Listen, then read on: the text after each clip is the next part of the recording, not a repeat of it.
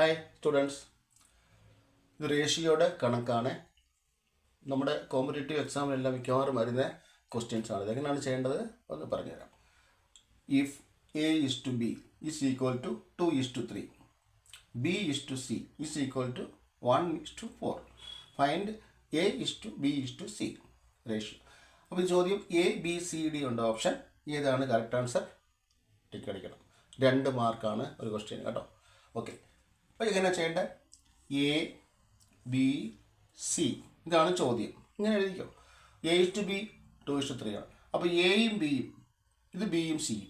First you take A B. അപ്പോൾ എയും ബിയും 2:3 ആണെങ്കിൽ എയുടെ അടിയിൽ 2, ബിയുടെ അടിയിൽ 3 ഇങ്ങനെ എഴുതിക്കോ. പിന്നെ അത്രയുള്ളൂ. Next B is to C 1:4. അടുത്തത് നെക്സ്റ്റ് ആണെങ്കിൽ അടുത്ത ലൈനിൽ പോകണം. ഇവിടെ തുടരുന്നത് താപ്പോട്ട്. ബി ഇസ് ടു സി 1:4 ആണ്. ഇവിടെ ബി 1, ഇവിടെയാണ് 4 എടുത്തിട്ടുണ്ട്. നേരെ കഴിഞ്ഞല്ലോ. ഒരു വരയിട്ടോ.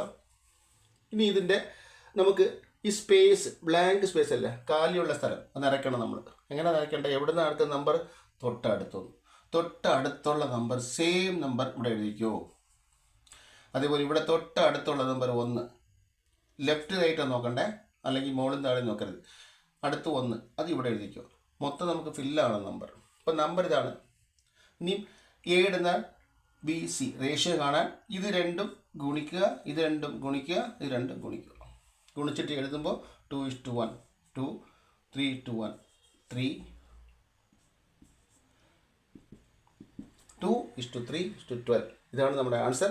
ഇത് വെട്ടി കുറയ്ക്കാൻ പറ്റുമെങ്കിൽ നമുക്ക് കുറയ്ക്കണം.